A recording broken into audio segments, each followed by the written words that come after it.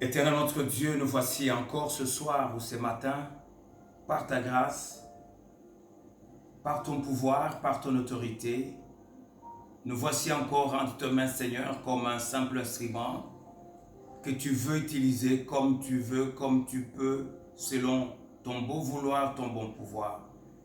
Nous nous soumettons à toi et nous te soumettons également l'auditoire, mes frères et sœurs, et tous ceux qui n'y sont pas encore dans le corps de Christ, qui ne sont pas encore temple de Christ, qui ne sont pas encore dans la famille des enfants de Dieu.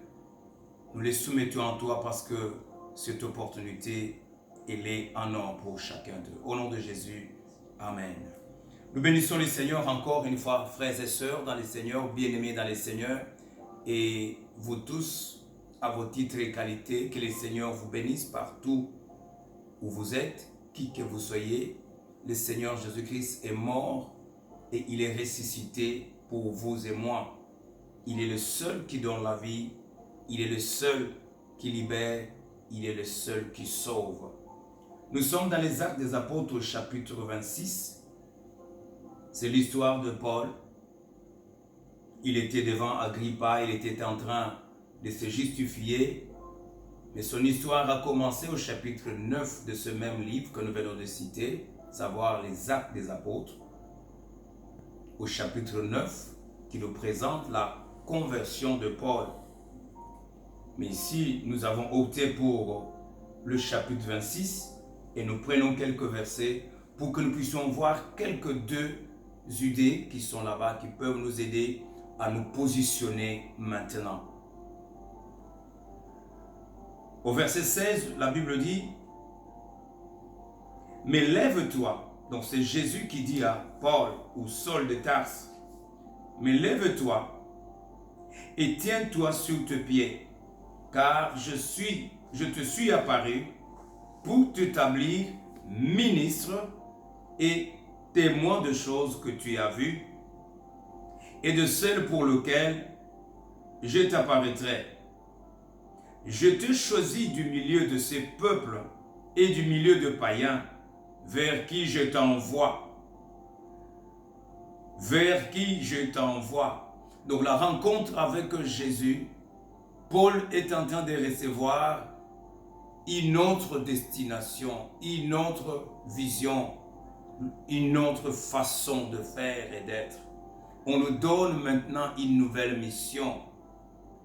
Lui qui était en train d'aller pour arrêter ceux qui invoquaient le nom de Jésus à Damas, mais il rencontre Jésus lui-même sur son chemin et Jésus lui donne une nouvelle mission. Je t'envoie maintenant auprès de païens. Pourquoi faire? Le verset 18, il est très très important. Afin que tu leur ouvres les yeux pour qu'ils passent de ténèbres à la lumière et de la puissance de Satan à Dieu, pour qu'ils reçoivent par la foi en moi le pardon de péché et l'héritage avec le sanctifié. Par ce verset, nous sommes en train de voir la mission divine de Paul. Par ce verset, nous voyons une déclaration qui montre clairement la mission de l'évangile auprès de païens. L'évangile a la mission d'ouvrir les yeux des aveugles. Et donc nous comprenons ce soir ou ce matin que toute personne qui n'est pas en Christ, toute personne qui n'a pas donné sa vie à Jésus-Christ, toute personne qui n'est pas née de nouveau, qui n'est pas convertie, cette personne est perdue et cette personne est aveugle. Jésus dit à Paul, première responsabilité que je te donne, là où je t'envoie auprès de païens, c'est pour que tu leur ouvres les yeux. Donc nous voyons que les païens étaient aveugles. Tout païen est aveugle. Il ne voit pas. Il ne voit pas briller l'éclat de l'évangile. Et si vous lisez 2 Corinthiens chapitre 4, verset 4, Cela vient cimenter encore cette même pensée. 2 Corinthiens chapitre 4, versets 4 à 5.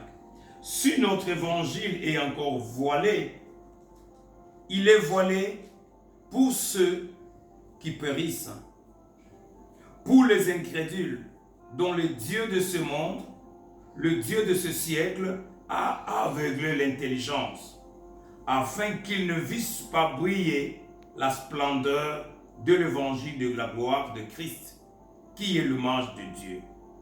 Donc quand quelqu'un n'est pas en Christ, il ne voit pas. Et quand quelqu'un ne voit pas, il ne discerne pas. Il ne sait pas choisir. Quand quelqu'un ne voit pas, il vit dans la confusion.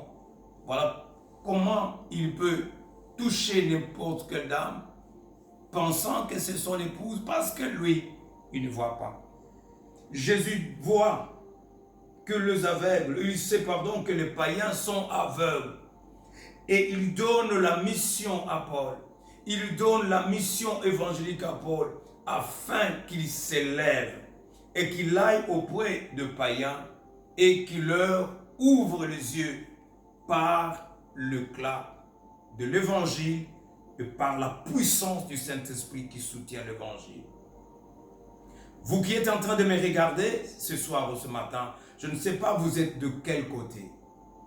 Si vous êtes du côté des enfants de Dieu, cette mission vous a été donnée comme elle m'a été donnée, afin que nous puissions aller auprès de païens, afin que nous puissions aller vers les perdus qui sont aveugles, que nous puissions leur apporter l'évangile et que leurs yeux soient désormais ouverts et qu'ils voient les choses comme le Seigneur le voit et qu'ils puissent discerner le vrai et le faux, le bien et le mal.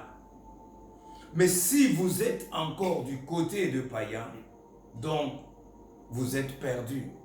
Une personne sans Christ est perdue. Une personne sans Christ est aveugle. Et aujourd'hui, c'est l'opportunité que le Seigneur te donne, me donne, pour que tes yeux s'ouvrent et que tu vois briller la splendeur de l'évangile de gloire, la gloire de Jésus-Christ. La deuxième responsabilité qu'il donne, afin que tu leur ouvres les yeux pour qu'ils passent des ténèbres à la lumière et de la puissance de Satan à Dieu.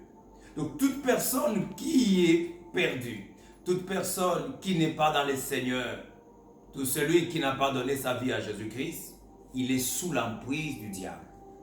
Il est sous la domination de Satan.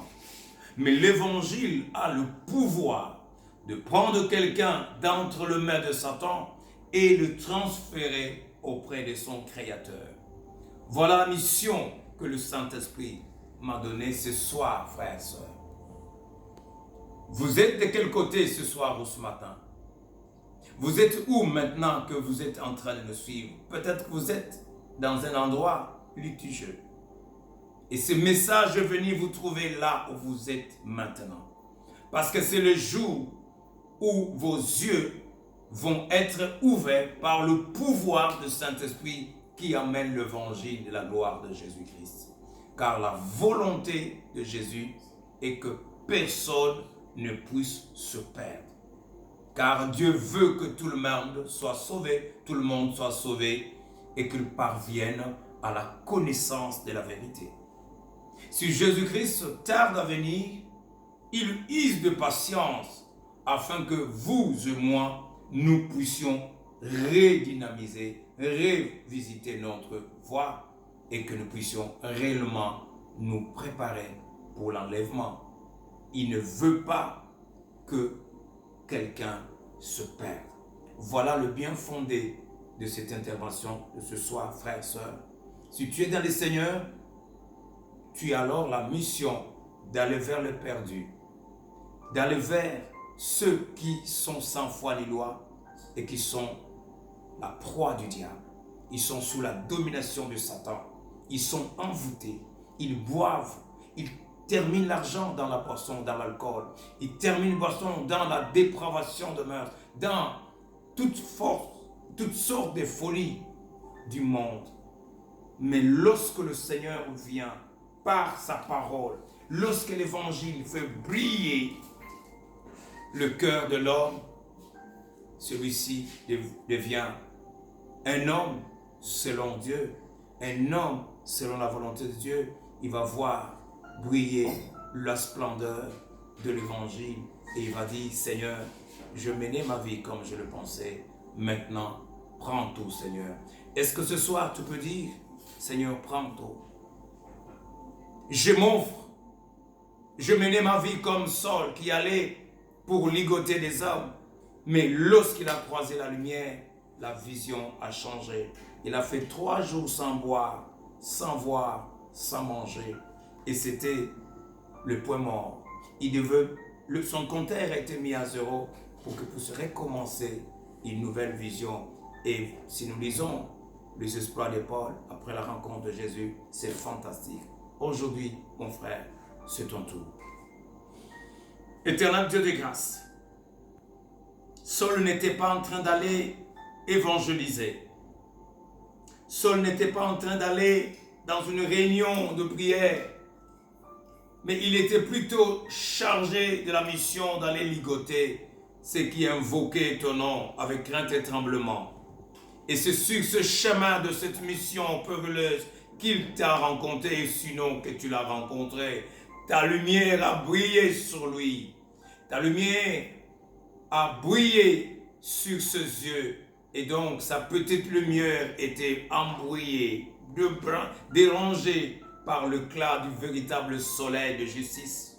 Personne ne peut regarder le soleil et voir clair. Lorsqu'on voit le soleil, on s'embrouille. On tombe d'abord dans un autre aveuglement pour que les yeux anciens soient transformés ou remplacés par d'autres. Seigneur, ce soir, c'est le cas de mon frère. Je le soumets à toi, cet homme qui me regarde. C'est toi qui lui as donné cette occasion. Il était dans le Seigneur, mais il est en train de tomber, de chavirer à cause peut-être des amis, à cause des fréquentations. Tu es allé étudier dans un pays étranger et tu as vu autre chose que tu n'avais pas l'habitude de voir dans ton pays et tu es perdu. Reviens à Jésus afin que tu puisses voir encore briller la lumière du Seigneur et que tu saches où poser ton pas et que tu marches sur le chemin, car Jésus est le chemin, la vérité, la résurrection et la vie. Tu n'as pas encore donné ta vie à Jésus? Maintenant, mon frère, que tes yeux s'ouvrent et que la domination de Satan te quitte et que le chêne tombe, car Jésus a dit, vous connaîtrez la vérité et la vérité vous affranchira. Seigneur, affranchis ce papa qui me regarde et qui est en train de pleurer dans sa chambre d'hôtel, car il est en train d'attendre quelqu'un qui n'est pas la femme de sa vie. Merci de l'aider à prendre la décision et de rappeler la personne de dire, non, je suis désolé, ne viens plus. Seigneur, rencontre-le et donne-lui ce pouvoir de prendre cette résolution, parce que c'est une résolution salvatrice. Dans le nom de Jésus, nous condamnons toutes les forces qui dominent ces hommes et ces dames qui nous regardent et qui nous suivent. Dieu, sois béni dans nos cœurs et que ta paix remplisse nos âmes. Au nom de Jésus, le Sauveur de l'humanité. Amen et Amen. Encore à votre service, c'est votre frère, le pasteur Liévé Niema, de l'église